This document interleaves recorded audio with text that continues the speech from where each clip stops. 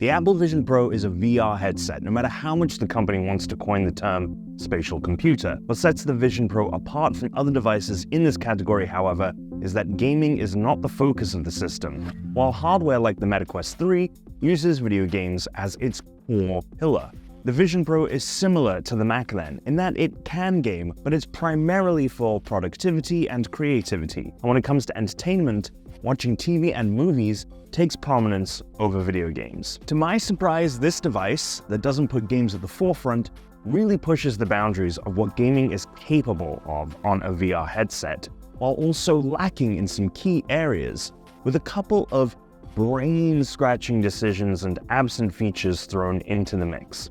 Let's dive in. By the way, I'm reading this all off of a virtual teleprompter that's right in front of the camera. Pretty cool. Before we get into this video, there's a few things to clear up. Technically, the Apple Vision Pro is not just a virtual reality headset. VR stands for virtual reality and is used to talk about existing in spaces that are entirely virtual. The Apple Vision Pro can also do mixed reality and augmented reality, or MR and AR for short. Of the two, mixed reality is honestly the primary method by which Apple intends the Vision Pro to be used. That is, virtual objects existing in a physical space. So, an app window floating in the air while you can see your IRL environment around you. AR, on the other hand, is referring to virtual objects actually overlaid on top of a physical space, i.e., a table in the real world becomes a virtual table in your experience. Essentially, mixed reality exists in a real environment, and augmented reality actually interacts with and augments that environment. As these VR, MR, AR headsets evolve, it's becoming clear that these devices are all heading in a direction where they are one and the same. Like the Vision Pro, the latest Meta Quest also offers color video pass-through, allowing it to do MR and AR. But the boilerplate term for that device is a VR headset. So going forward, I will simply be using the term VR to describe the Apple Vision Pro. Going to the App Store on the Vision Pro for the first time, I was happy to see that many of the top games for the device were a part of Apple Arcade, Apple's gaming subscription service. LEGO Builder's Journey in particular was the title I was most eager to try, but I was happy to see that some of my other favorite Apple Arcade games I played on my phone, like Stitch and Patent, had Vision Pro versions as well. And then there were a selection of new Vision Pro only games, such as the Beat Saber-like Synth Riders, that the service had as well. I downloaded and tried them all, and I'm honestly blown away by almost everything, but also I definitely left with a couple of concerns. My main worry with the device before trying it out stemmed from the fact that the only way to control anything on Vision Pro was with my eyes and pinching my fingers.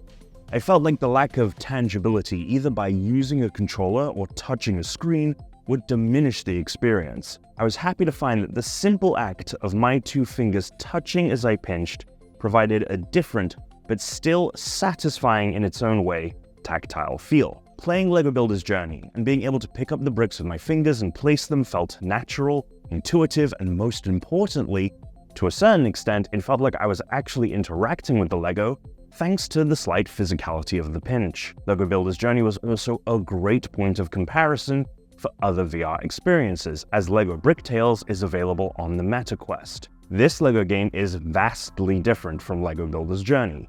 Instead of simply placing bricks to solve a puzzle, you're moving a character around an environment and then creating LEGO builds that need to pass a physics test for them to proceed. It's a far more intricate experience. This comparison would very much go on to define a lot of my experiences with the Apple Vision Pro as opposed to something like the Meta Quest 3. The latter is a vastly more mature product that is capable of a lot more thanks to being built around using actual controllers. The Apple Vision Pro, while it leapfrogs the Meta Quest 3 in some important and impressive ways, it feels like it's in its infancy, thanks largely in part to its limitations due to relying solely on looking, pinching, and moving your hand. But there's one key area that LEGO Builder's Journey showed me that the Apple Vision Pro is vastly superior to our Meta Quest in: fidelity. The resolution, texture, lighting, everything in this game compared to the visuals of Bricktales on Meta Quest 3 is a gargantuan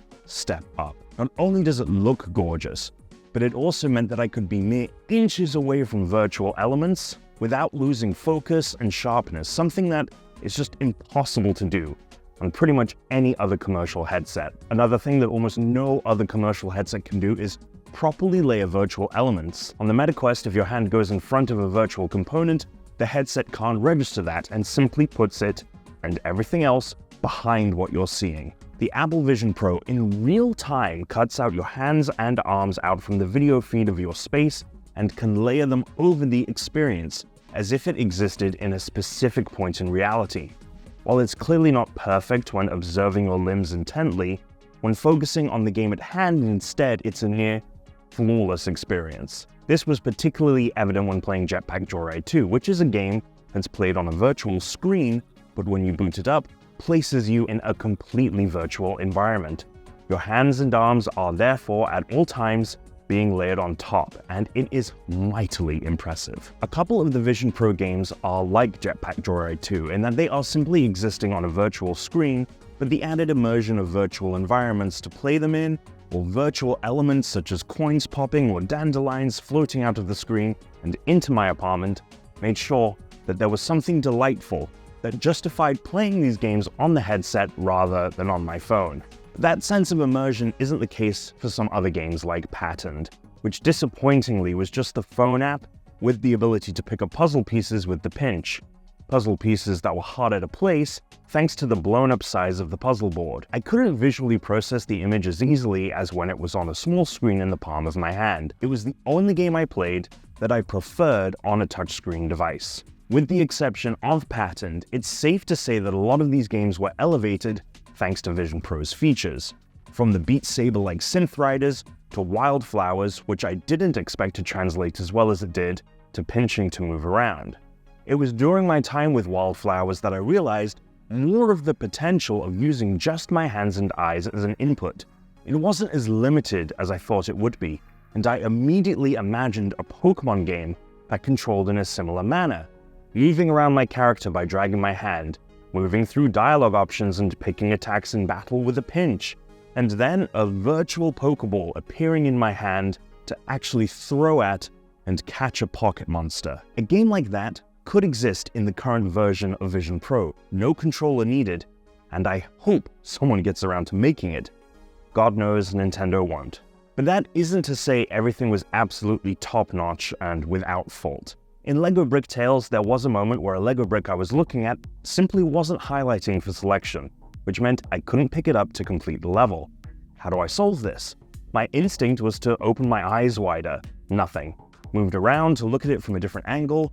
It would highlight for brief flashes, but a window too small to try and pinch. I shut the game down, but it loaded me in the exact same spot in the level and I was still having the same problem. I ultimately just restarted the level, which reset the pieces, and thankfully I didn't run into the issue again. But this interaction made me realize the complete lack of physicality to anything that I was interacting with was going to make troubleshooting more complicated. This extended to a couple of games that simply wouldn't load. It's one thing to open an app on your phone and be met with a black screen. It's another thing to open one in VR and just have nothing happen. And then there's the case of the tracking. The hand tracking is really good, but if your hands are too far out of the device's camera's field of view, there's no way to interact with the headset. The Vision Pro is littered with cameras, which means that even if your hand is resting on your lap, you can pinch to select. But if it falls behind you, like it did several times during Synth Riders, the headset loses track of it. This of course happens with MetaQuest 3. It can't track the controllers when they fall out of the device's field of view. But those controllers still have buttons that work, and the MetaQuest's interface requires you to point them at what you want to select in order to do so. While the Apple Vision Pro's eye and hand tracking is very cool, it does lead to a lot more accidental misses than the MetaQuest, and when most games rely on precision and timing, it becomes even more noticeable. All in all, virtual reality gaming on Apple Vision Pro shows a lot of promise. It still feels like it's in its infancy despite the last decade or so of major maturity in the space, when it comes to both the types of games you can play and the ways you interact with them. However, with how it pushes fidelity and its allowance for simple input to be more complexly interpreted, shows that other headsets have a lot of catching up to do in return. I hope that more expansive VR titles such as Tetris Effect, Superhot, Moss, and the like can figure out ways to come to the platform and make the Vision Pro's input work for them. Because if they can, this would be the definitive VR headset to play those titles on. But as of right now, the Vision Pro's VR catalog is limited to smaller, but still enjoyable experiences. Virtual reality isn't your only choice for games on the Vision Pro. You can also download most other games available on iPhone and iPad to the device as well, and play them on a virtual screen. This virtual screen can become ginormous. Seriously, here it is sized to match the 55-inch TV on my wall. And this is how big I can make it. It's literally almost the size of my entire wall. And it's a 4K resolution, where almost every other headset displays virtual screens in 1080p. You can also take this virtual screen and put it anywhere in the house. As an entertainment device, VR headsets have proven to have immense utility, but the quality and fidelity of the Vision Pro takes that utility to new heights. You can connect your controller to the device, although unfortunately you cannot control the Vision OS interface with it. You still need to look and pinch. However, once you're in a game, you can use that look and pinch input to control the game if you so choose. Booting up Sonic Dream Team, I could move through menus and select my character and level by pinching. Then in the game, looking at any element of the interface and pinching activated it, despite it just being an iPad app.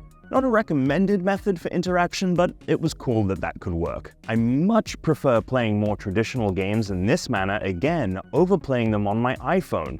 Playing Dead Cells, a gorgeous game with a fantastic pixel art style, I was able to pick up new details to the game's design that I just never noticed before on smaller screens, even my TV. It feels like when you listen to one of your favorite songs for the first time on a really expensive pair of headphones or sound system, and there's instruments and sounds you just never noticed before.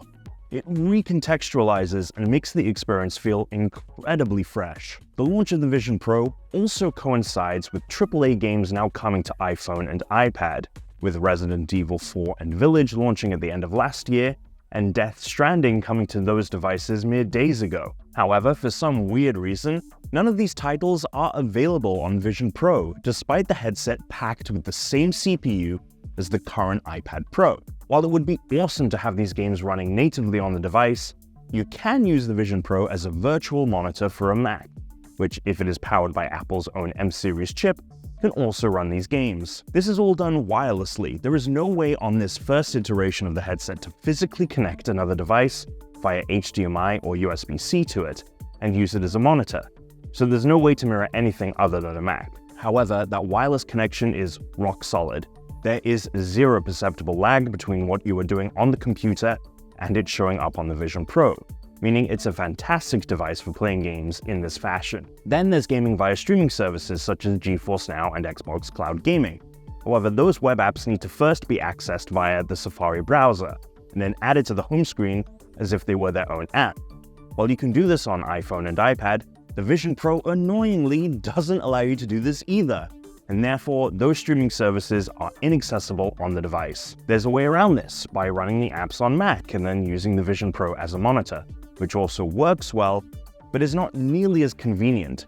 It's honestly ridiculous that simple actions and specific apps are unavailable on Vision Pro but can be done on an iPad, which is essentially what the Vision Pro is, just with a VR interface. Would I recommend buying a Vision Pro for gaming? Not at this point in time. As fun as its games can be, its catalog is missing the heavy hitters that make a VR headset worth owning for a focus in gaming.